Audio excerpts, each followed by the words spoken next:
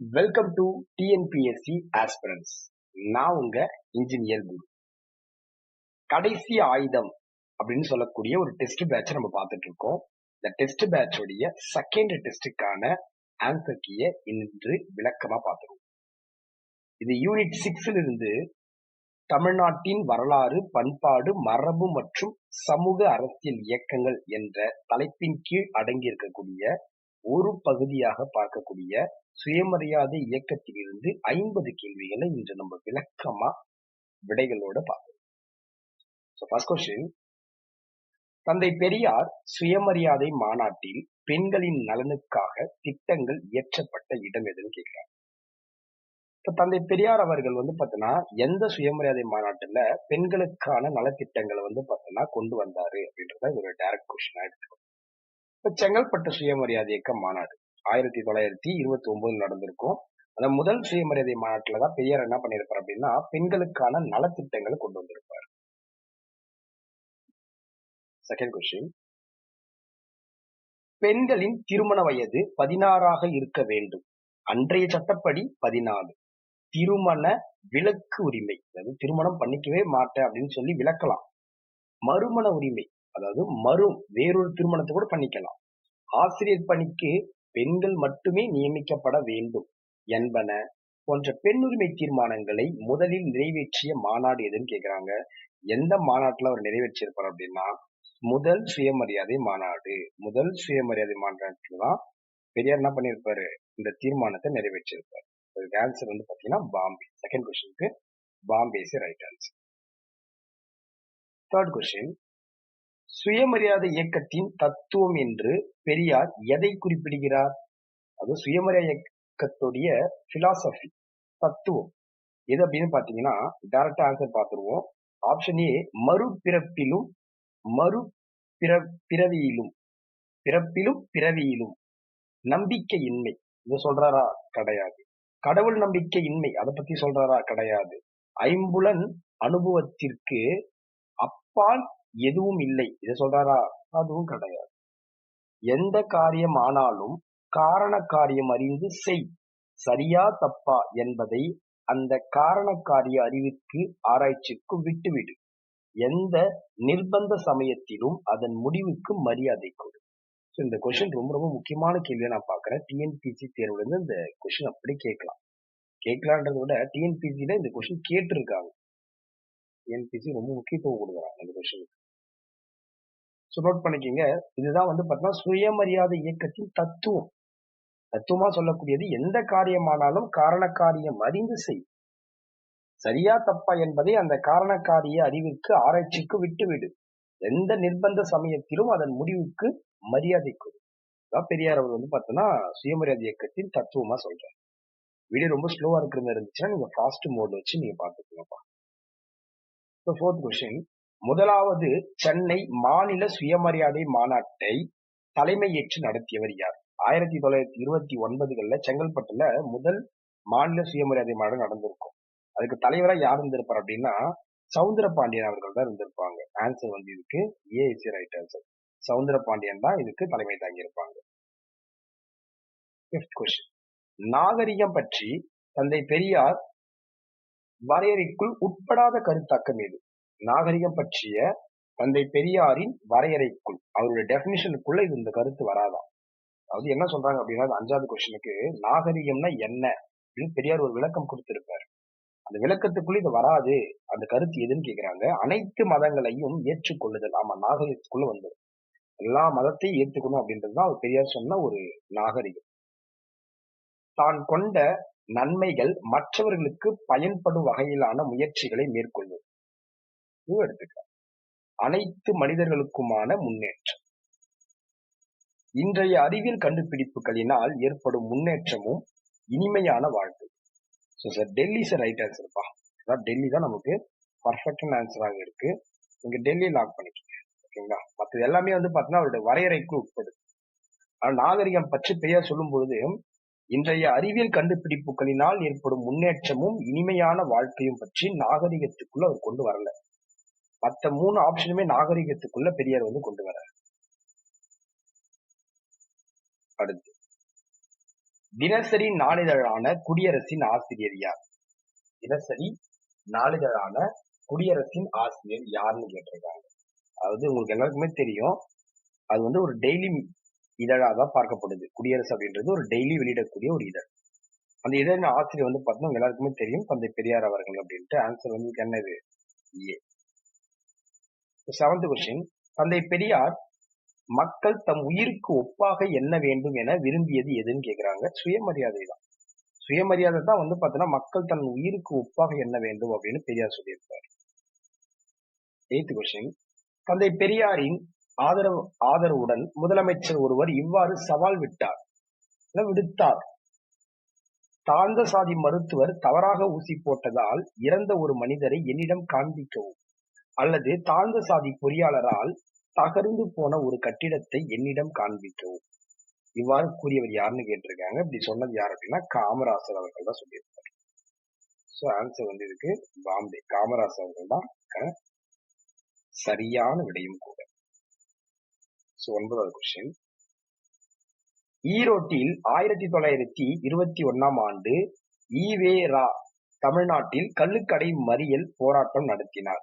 அப்பொழுது 2 பெண்கள் அவருடன் சேர்ந்து மறியல் போராட்டத்தில் ஈடுபட்டனர். அவ்விரு பெண்கள் தான் கள்ளுக்கடை மறியல் போராட்டத்தில் ஈடுபட்டதற்காக முதலில் கைது செய்யப்பட்டவர்கள். யாருன்னு கேக்குறாங்க.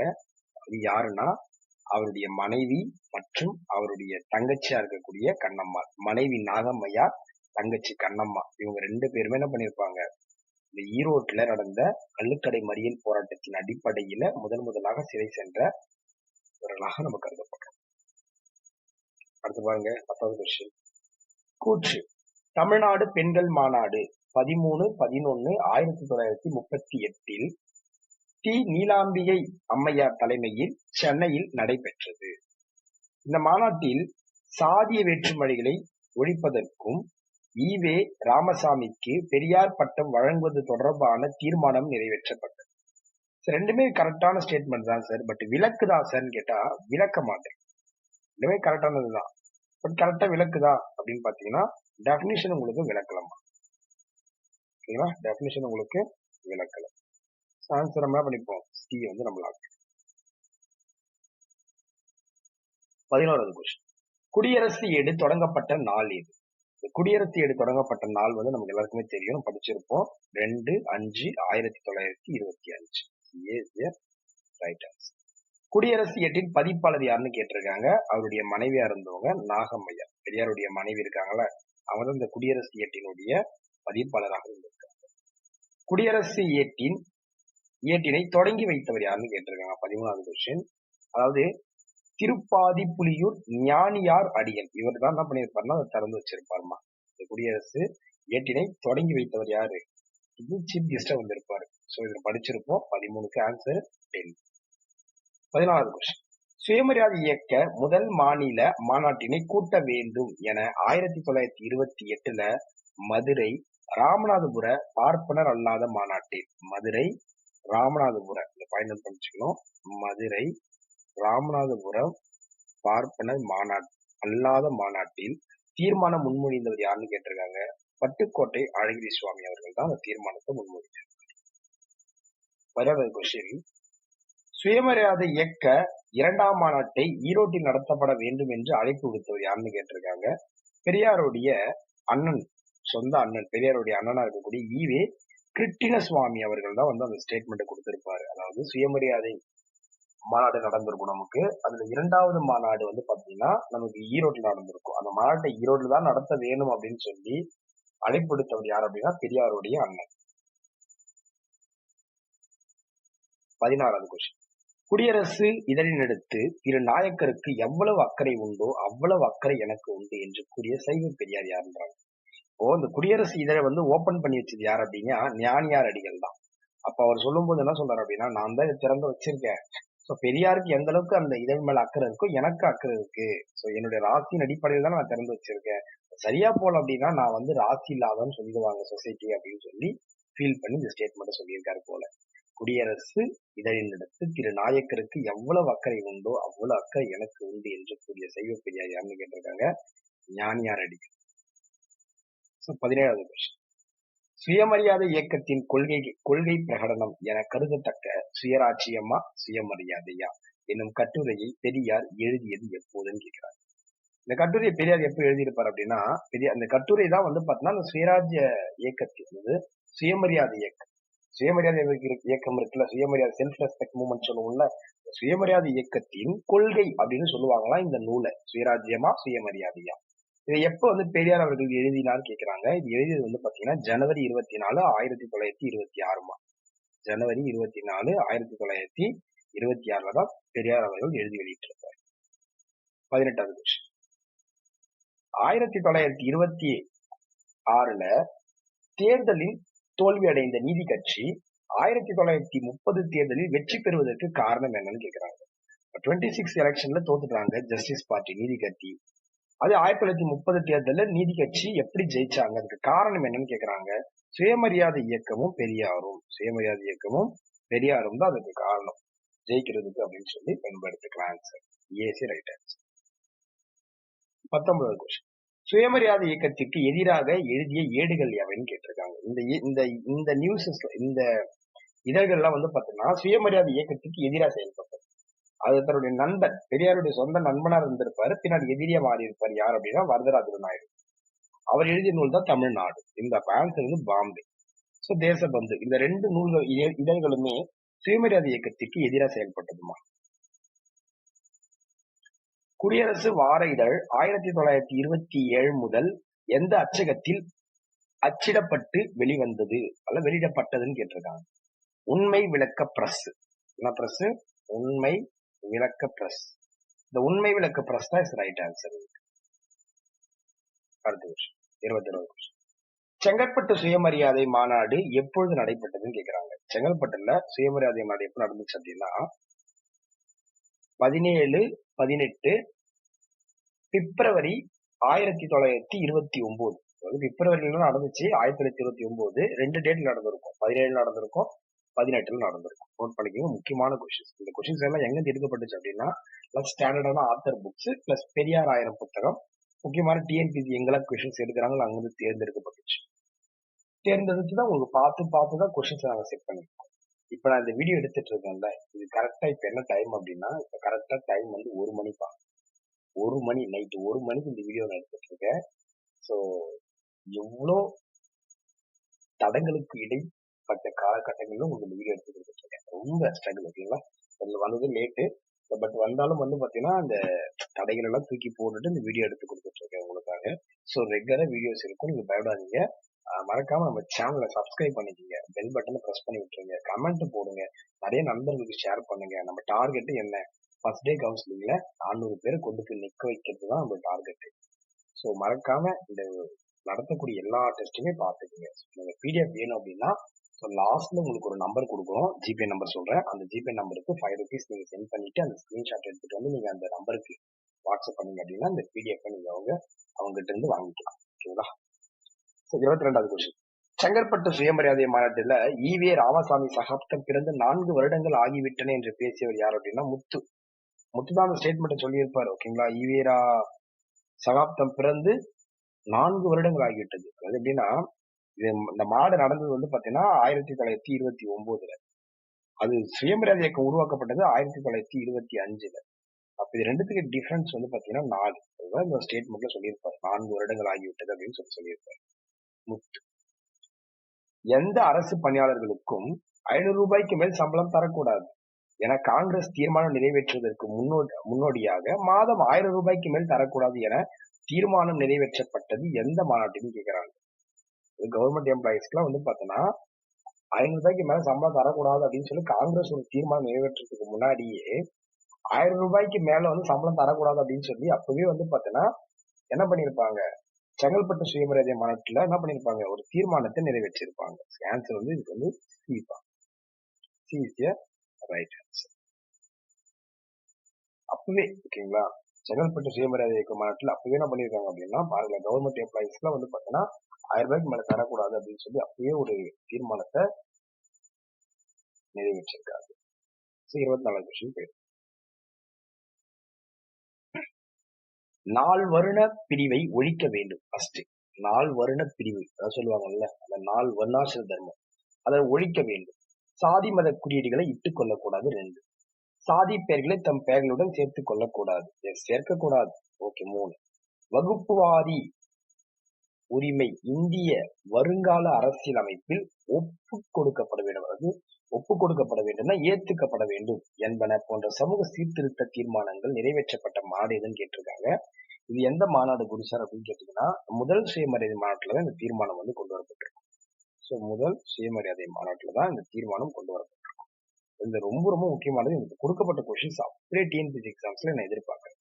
25வது கொஸ்டின், புதியதாக கோவில் கட்டப்படக்கூடாது, அர்ச்சகர் முறை கூடாது, வடமொழி கூடாது, கடவுள் கோயில் போன்றவற்றிற்கு ஒரு காசு கூட செலவழிக்க கூடாது. மதம், சொத்துக்களை, தொழில், வணிகம், ஆராய்ச்சி பணிகளுக்கு செலவிடப்பட வேண்டும் என்பன உள்ளிட்ட புரட்சிகரமான தீர்மானங்கள் நிறைவேற்றப்பட்ட மாநாடுன்னு சொல்லிருக்காங்க. என்ன மாநாடு அப்படின்னா, அதுவும் முதல் சுயமரியாதை இயக்க மாநாடு தான். அது முதல் சுயமரியாதை இயக்கம் அப்படின்னு சொல்லலாம். சுயமரியாதை மாநாடுன்னு எடுத்துக்கலாம். ஏன்னா அது ஒரு மூமெண்ட் தானே. அப்ப செங்கல்பட்டுல நடந்த முதல் சுயமரியாதை மாநாட்டுல தான் இந்த தீர்மானம் நிறைவேற்றப்பட்டது. அப்போ பாம்பே இஸ் ரைட் ஆன்சர். 26, 1929 ப. ஜீவானந்தம் முதலில் பங்கேற்ற சுயமரியாதை தொண்டர்கள் மாநாடு. இது தொண்டர்கள் மாநாடு. அதாவது 1929ல சுயமரியாதை தொண்டர்களுக்கு மட்டும் மாநாடு போட்டிருப்பாங்க. அந்த மாநாட்டுலதான் முதல்ல ப. ஜீவானந்தம் அவர்கள் கலந்துக்கிறாரு. அது எப்ப ஐயா அப்படின்னா, அது எங்க நடந்ததுன்னு தான் கொஸ்டின் கேட்டிருக்காங்க. அது எங்க நடந்தது அப்படின்னா, பட்டுக்கோட்டையில தான் நடந்துச்சு. அந்த மாநாடு எங்க நடந்துச்சு? பட்டுக்கோட்டையில தான் அந்த மாநாடு நடந்தது. 26வது கொஸ்டின், சுயமரியாதை இயக்கத்தை கண்டித்து 1929ல் சைவ பெரியார் மாநாடு, சைவ சமரச மாநாடு, சைவ சித்தாந்த மாநாடு, வருணாசிரம மாநாடு, ஆஸ்திக சங்க மாநாடு என சிலரே பல பேர்கள்ல மாநாடு நடத்தியது எந்த ஊரில் அப்படின்னு கேட்கிறாங்க. சுயமரியாதை இயக்கத்தை எதிர்த்து 1929லயே சைவ பெரியார் மாநாடு, சைவ சமரச மாநாடு, சைவ சித்தாந்த மாநாடு, வருணாசிரம மாநாடு, ஆஸ்திக சங்க மாநாடு அப்படின்னு சொல்லி சிலரே பல பேர்கள்ல மாநாடு நடத்தி இருக்காங்க. அது எந்த ஊர்ல கேக்குறாங்க. சுயமரியாதை இயக்கத்தை திறந்து வச்சிருப்பாருல்ல ஞானியார் அடிகள், அவருடைய பிறந்த ஊர் தான் திருப்பாதி புலியூர்னு சொல்லுவாங்க. Tripathi Puliyur. So right answer A is the right answer. 28, சுயமரியாதை இயக்கத்தினர் கடவுள்களை நிந்திக்கும் கயவர்கள் என திருவரங்கம் சைவ சித்தாந்த கழக தலைவர் கூறியதற்கு பதிலாக கடவுளை நிந்திக்கும் கயவர்கள் யார் என பதில் நூல் ஆ. ராகவன் எழுதியது எப்போதுன்னு கேக்குறாங்க. ஆ. ராகவன் எழுதியது எப்போ? ஒரு முக்கியமான கொஸ்டின். ஏன்னா இந்த கொஸ்டின் வந்து இந்த எதிர்பார்க்கக்கூடிய ஒரு கேள்வியா இருக்குமா. ஏன்னா இந்த கடவுள்களை நிந்திக்கும் கயவர்கள் யார் அப்படின்ற நூலை வந்து ராகவன் எழுதுறாரு. எப்ப எழுதுறாரு அப்படின்னா ஆகஸ்ட் 25 எழுதுறாருமா. 1929ல ஆகஸ்ட் 25. ரொம்ப ரொம்ப முக்கியமான கொஸ்டின். நமக்கு சிலபஸ்ல சுயமரியாதை இயக்கம் இருக்கு.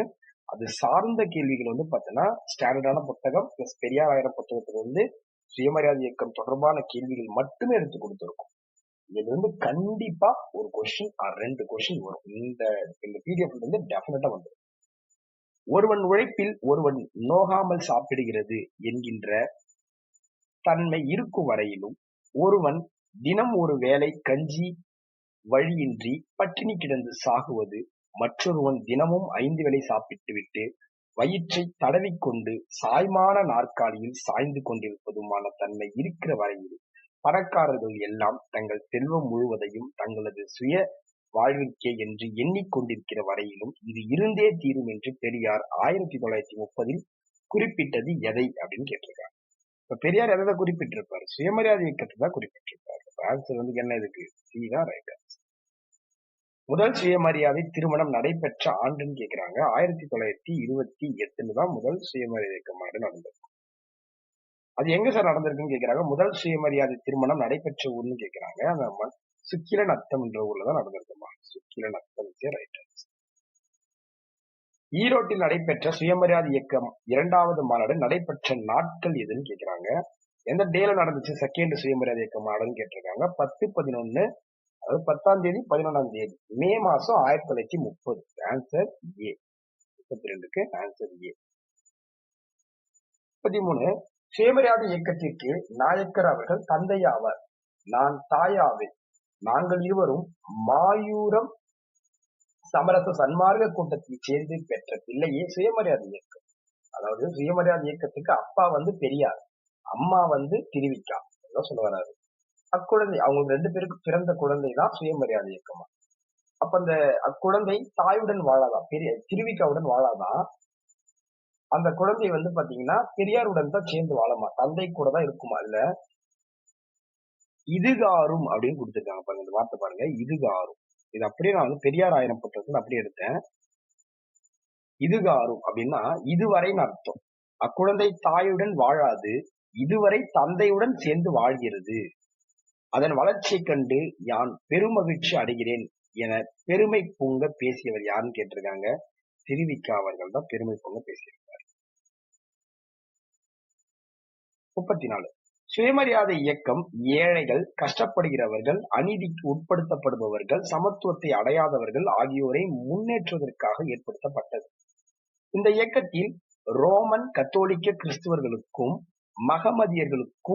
மகமதியர்களும் சேர்ந்திருப்பது விசேஷமாகும். இந்த பாயிண்ட் நோட் பண்ணி வச்சுக்கோங்க, ரொம்ப ரொம்ப முக்கியமான பாயிண்ட். அதாவது இந்த இயக்கத்துல, சுயமரியாதை இயக்கத்துல ரோமன் கத்தோலிக்க கிறிஸ்துவர்களும் இருந்தாங்க, மகமதியர்களும் இருக்காங்க. அந்த மகமதியர்கள் தான் முகமதியர்கள் கூட சொல்லுவாங்க. சேர்ந்திருப்பது விசேஷமாகும். அப்போ சுயமரியாதை இயக்கத்துல கிறிஸ்துவர்களும் இருந்தாங்க, முஸ்லிம்ஸ் இருந்திருக்காங்க. மத தலைவர்களும் காங்கிரஸ் தலைவர்களும் செய்ய முடியாத காரியத்தை நீங்கள் செய்து முடித்திருக்கிறீர்கள் என்று சுயமரியாதை இயக்கத்திற்கு புகழாரம் சூட்டிய அகில இந்திய தலைவர் யாருன்னு கேட்டிருக்காங்க. எம்.ஆர். ஜெயகர். எம்.ஆர். ஜெயகர் தான் என்ன பண்ணிருப்பாரு, புகழாரம் சுட்டியிருப்பாரு. ஸ்டேட்மெண்ட் இது ரைட் ஆன்சர். 35. தேவதாசி முறை ஒழிப்பு, பூசாரி மானிய ஒழிப்பு, பொது நிகழ்ச்சிகளில் கடவுள் வணக்கம் ஒழிப்பு. பொது நிகழ்ச்சிகள்ல கடவுள் வணக்கத்தை ஒழிக்கணும். முதலிய தீர்மானங்கள் நிறைவேற்றப்பட்ட மாநாடுன்னு கேட்கிறாங்க. பாருங்க, தேவதாசி முறை எங்க ஒழிக்கப்பட்டுச்சு? பூசாரி மானியம் ஒழிக்கப்பட்டுருச்சு. பொது நிகழ்ச்சிகள்ல கடவுள் வணக்கம் ஒழிக்கப்பட்டுருச்சு.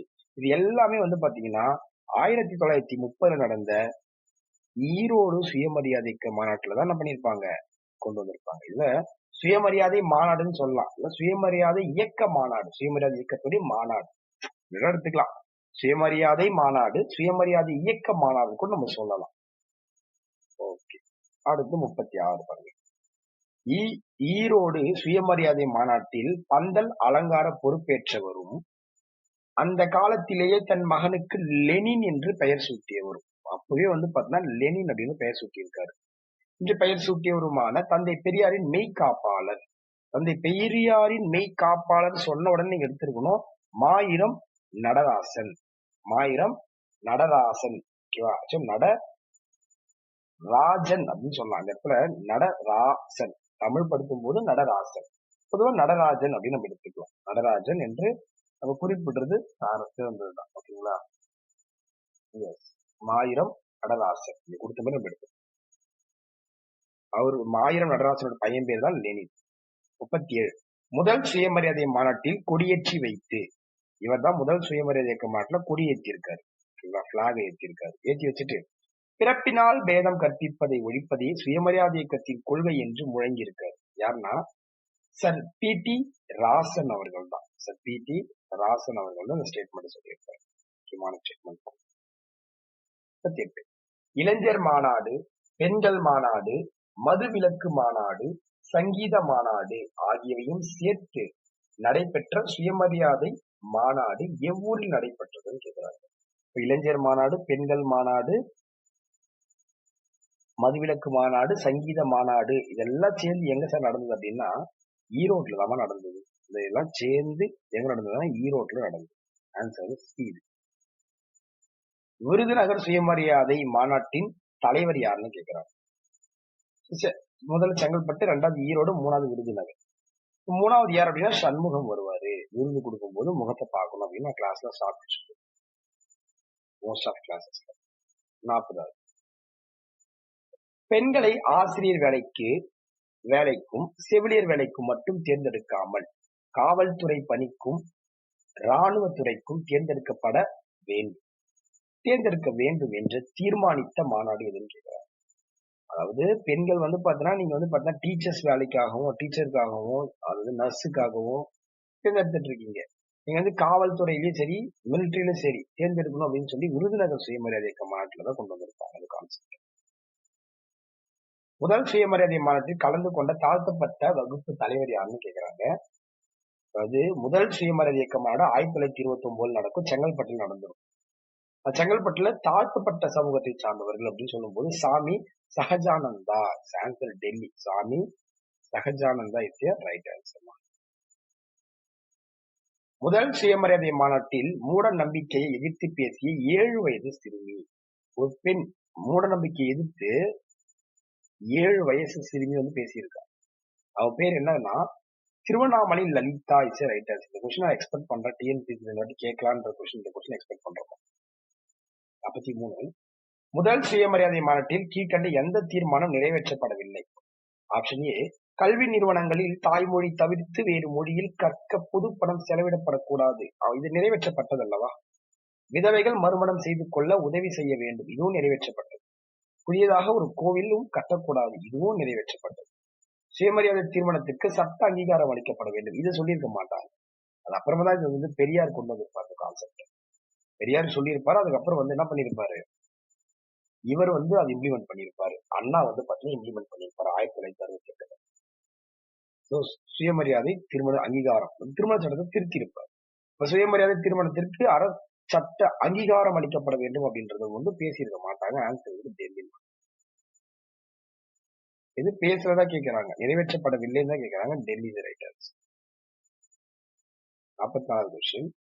பெரியார் உண்டாக்கிய சுயமரியாதை திருமணத்தின் தன்மைகள் யாது? ஆப்ஷன் ஏ, வாழ்க்கை துணைவர்கள் ஆவோர் சாதி, மத, மொழி, தேசம் முதலியன கடந்தவராக இருக்கலாம்.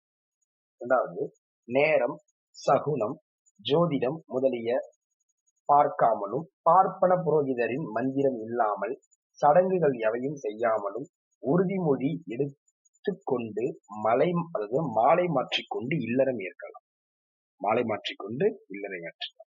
அது எதுவுமே பார்க்கல, டைம், ஜோசியம் எதுவுமே பார்க்க கூடாது. என்ன பண்ணிக்கலாம், புரோகிதர் இல்லாம மாலை மாற்றிக்கொண்டு இல்லறம் ஏற்கலாம். ஆப்ஷன் சி பாருங்க. ஆணும் பெண்ணும் சம உரிமை, பொறுப்பும் பங்கும் உள்ள கூட்டாளிகளாகவும் நண்பர்களாகவும் ஒத்த மதிப்பும் அன்பும் உள்ள பொதுநல உணர்வு உள்ளவர்களாகவும் இணைகிறார்கள். இது எல்லாமே வர மாதிரிதான் இருக்கு. ஓகேங்களா? சுயமரியாதை திருமணத்தின் தன்மைகள் அப்படின்னு சொல்லும்போது எல்லாமே வர மாதிரிதான் இருக்கு. சோ நம்ம என்ன பண்ணிருக்கலாம், மேற்கண்ட அனைத்தும் ஆன்சர் எடுத்துக்கலாம். இது டிஎன்பிஎஸ்சி குரூப் 1 கொஸ்டின்ல கேட்டிருந்தாங்க. பட் அந்த கொஸ்டின் பெரியாராயிரம் புத்தகத்தில் அப்படியே காப்பி பண்ணியிருந்தாங்க அப்படின்றதுதான் உண்மை. அடுத்த கொஸ்டின் 45. ஹோம் ரூல் இயக்கத்தை எதிர்த்து பெரியாரை துணைத் தலைவராக கொண்டு தொடங்கப்பட்ட சங்கத்தின் பெயர் என்ன கேட்டிருக்காரு. ஹோம் ரூல் இயக்கம் இருக்குல்ல, அந்த ஹோம் ரூல் அந்த இயக்கத்தை எதிர்த்து துணைத் தலைவராக பெரியார் வந்து இந்த எந்த சங்கத்துல இருந்தாரு அப்படின்னு கேக்குறாங்க. ஹோம் ரூல் இயக்கத்தை எதிர்த்து பெரியாரை துணைத் தலைவராக கொண்டு தொடங்கப்பட்ட சங்கத்தின் பெயர் என்ன கேட்டிருக்காங்க. அதி தீவிரவாதிகள் சங்கம் இஸ் ரைட் ஆன்சர். அதி தீவிரவாதி சங்கம் இஸ் ரைட் ஆன்சர். முக்கியமான கேள்வியை பார்க்கிறோம், இது கேட்க வாய்ப்புகள் அதிகமா இருக்கும். பஞ்சாப் படுகொலையை கண்டித்து நாடெங்கும் பிரச்சாரம் செய்த தமிழ் தலைவர் யாருன்னு கேக்குறாங்க. 1919 நமக்கு ஜாலியன் வாலாபாக் படுகொலை நடந்தது. எக்ஸாக்டா சொல்லுங்க சார் குரு சார் அப்படின்னா 1919 தான். சோ அந்த ஜாலியன் வாலாபாக் படுகொலை ஏப்ரல் 13 நடந்திருக்கும். ஸோ நடக்கும்போது அது வந்து பயங்கரமா ஒரு பீக்ல இருந்த ஒரு பிரச்சனை. அப்போ அதை எதிர்த்து வந்து தந்தை பெரியார் என்ன பண்ணியிருக்காரு, போராட்டங்கள்லாம் பண்ணியிருக்காரு. சரிங்களா, நோட் பண்ணிக்கங்க. 46க்கு ஆன்சர் பி.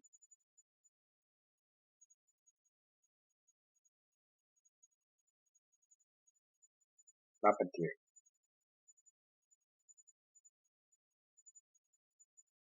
தமிழ்நாட்டில் காங்கிரஸ் இயக்கம் என்ற கரு வளர்வதற்கான மூல விதையை கரத்தினில் ஏந்தி மண்ணில் விதைத்து தண்ணீர் வார்த்து அது முளைவிட்டு இலைவிட்டு கிளைவிட்டு ஆணிவேர் சல்லிவேர் பரப்பி ஆலவிருட்சமாக விழுதுகள் இறங்கி தழைந்து செழித்து படர ஒரே காரணக்கர்த்தா தந்தை பெரியார் என்று எழுத்தொகை வடித்தவர் யார் அப்படின்னா பாரதிதாசன். பாரதிதாசன் தான் இந்த எழுத்தொகையத்தை வடித்திருப்பார். ஜஸ்டிஸ் கட்சிக்கு எதிராக பெரியாரை துணைத் தலைவராக கொண்டு அமைக்கப்பட்ட சங்கத்தின் பெயர் என்னன்னு கேக்குறாங்க. ஜஸ்டிஸ் கட்சிக்கு எதிராக போடப்பட்டது சென்னை மாகாண சங்கம். 1917 இது கொண்டு வந்தார். தந்தை பெரியார் காங்கிரஸில் உறுப்பினராக சேர்ந்த ஆண்டு எதுன்னு கேக்குறாங்க. 1919. அப்பதான் காங்கிரஸ் சேர்ந்திருப்பார். தமிழ்நாட்டில் கதர் இயக்கத்தை பலமடைய செய்தவர் யாருன்னு கேக்குறாங்க. தந்தை பெரியார் தான் தமிழகத்துல கதர் இயக்கத்தை பலமடைய செய்தார். சோ இன்னைக்கான கிளாஸ் வந்து பாத்தீங்கன்னா முடிஞ்சிச்சு. ஸோ இப்போ எக்ஸ்ட்ரா டேட்டாஸ் மட்டும் நான் சொல்றேன், கொஞ்சம் நோட் பண்ணிக்கோங்க. நம்ம டெஸ்ட் பேட்சோடைய எக்ஸ்ட்ரா டேட்டாஸ் அது என்ன,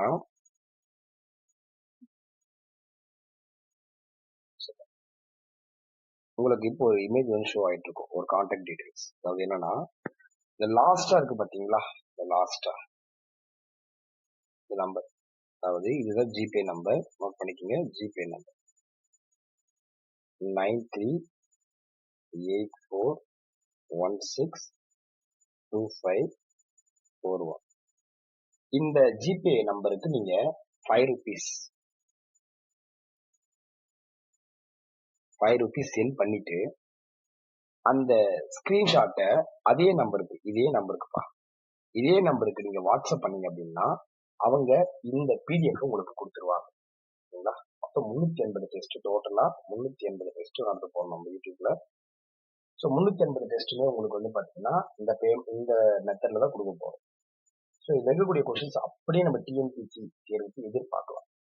ஸோ மறக்காம நீங்க என்ன பண்ணுங்கன்னா, ஜிபே பே பண்ணிட்டு வேணுன்றவங்க வாங்கிட்டு, வேணாம் சார் நான் இதுவே வீடியோ பார்த்துக்கிறேன் அப்படின்றவங்க நீங்க யூடியூப்ல தான் வீடியோ இருக்கும் போது நீங்க வீடியோ பார்த்துக்கோங்க.